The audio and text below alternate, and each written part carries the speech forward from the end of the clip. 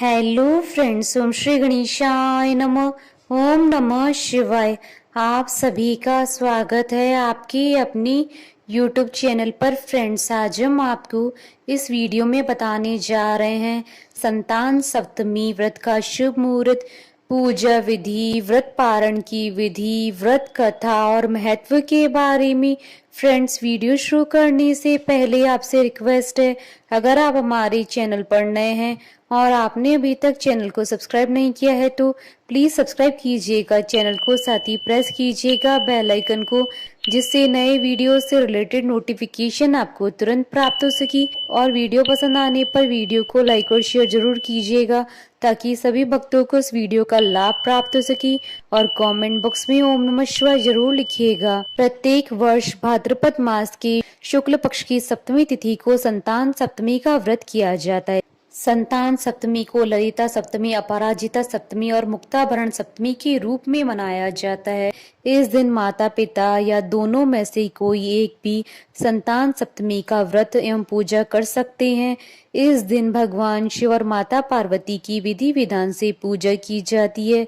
यह व्रत संतान की प्राप्ति और उसकी कुशलता और उन्नति के लिए किया जाता है। फ्रेंड्स, अब आइए जानते हैं संतान सप्तमी व्रत की विधि के बारे में। संतान सप्तमी के दिन सूर्योदय से पूर्व सुबह जल्दी उठकर स्नान करके स्वच्छ वस्त्र धारण करें और भगवान शिव और मां गौरी के समक्ष प्रणाम कर व्रत का संकल्प लें। उसके बाद निराहार रहकर शुद्धता के साथ पूजा का प्रसाद भी तैयार करें। प्रसाद के लिए खीर, पूड़ी व गुड़ के 7 पुए या फिर 7 मीठी पूड़ी तैयार कर लें। ये पूजा दोपहर के समय की जाती है। पूजा के लिए धरती पर चौक बना ले अथवा धरती पर चौकी रख लें। उस पर माता पार्वती और भगवान शंकर की मूर्ति स्थापित करें। इसके बाद कलश की स्थापना करें तथा आम के पत्तों के साथ नारियल रखें। इसके बाद दीपक जलाएं और आरती की थाल तैयार करें। हल्दी, कुमकुम, चावल, कपूर, फूल, कलावा आदि अन्य सामग्री एक साथ रख लें।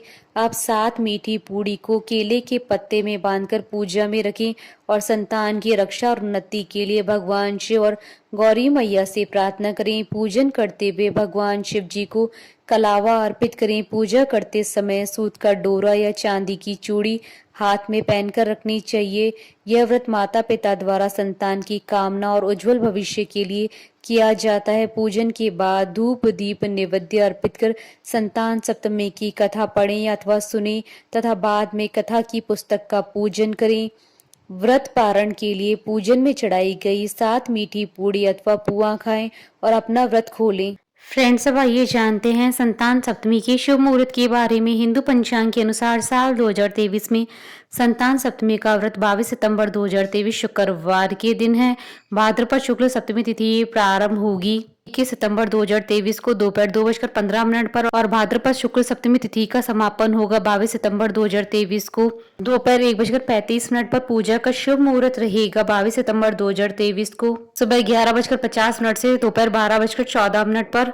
और इस दिन भद्रा भी लग रही है और भद्रा का समय रहेगा दोपहर 1:35 से रात्रि 1:01 तक। फ्रेंड्स, अब आइए प्रारंभ करें संतान सप्तमी व्रत की कथा।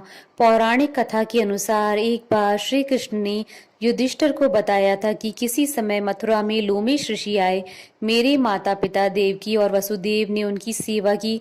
ऋषि ने कंस द्वारा मारे गए पुत्रों की शोक से उभरने के लिए उन्हें संतान सप्तमी व्रत करने को कहा और व्रत कथा बताई। इसके अनुसार नहुष अयोध्यापुरी का प्रतापी राजा था। उसकी पत्नी का नाम चंद्रमुखी था। उसके राज्य में विष्णुदत्त नामक ब्राह्मण रहता था। उसकी पत्नी का नाम रूपवती था। रानी चंद्रमुखी व रूपमती में घनिष्ठ प्रेम था। एक दिन वे दोनों सरयू में स्नान करने गई। वहां अन्य स्त्रियां भी स्नान कर रही थी। उन स्त्रियों ने वहीं माता पार्वती और शिव की प्रतिमा बनाकर विधि पूर्वक पूजन किया। रानी चंद्रमुखी व रूपवती ने उनसे पूजन का नाम व विधि पूछी। उन स्त्रियों में से एक ने बताया कि यह संतान देने वाला व्रत है।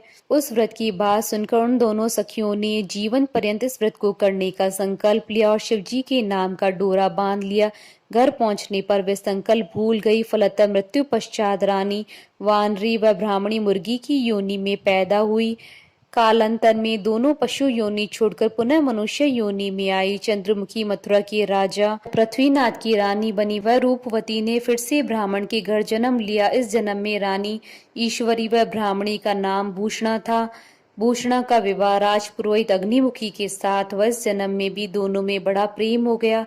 व्रत भूलने के कारण ही रानी इस जन्म में भी संतान सुख से वंचित रही। भूषणा ने व्रत को याद रखा, इसलिए उसके गर्भ से 8 सुंदर व स्वस्थ पुत्रों ने जन्म लिया। रानी ईश्वरी के पुत्र शोक की संवेदना के लिए एक दिन भूषणा उससे मिलने गई। उसे देखते ही रानी के मन में ईर्ष्या पैदा हो गई और उसने उसके बच्चों को मारने का प्रयास किया, किंतु बालक न मर सके। उसने भूषणा को बुलाकर सारी बात बताई और फिर क्षमा याचना करके उससे पूछा, किस कारण तुम्हारे बच्चे नहीं मर पाए। भूषणा ने उसे पूर्व जन्म की बात स्मरण करवाई और उसी के प्रभाव से आप मेरे पुत्रों को चाहकर भी न मार सकी। यह सुनकर रानी ईश्वरी ने विधि पूर्वक संतान सुख देने वाला यह मुक्ताभरण व्रत रखा। व्रत के प्रभाव से रानी पुनः गर्भवती हो गई और एक सुंदर बालक को जन्म दिया। उसी समय से पुत्र प्राप्ति और संतान की रक्षा के लिए यह व्रत प्रचलित हुआ।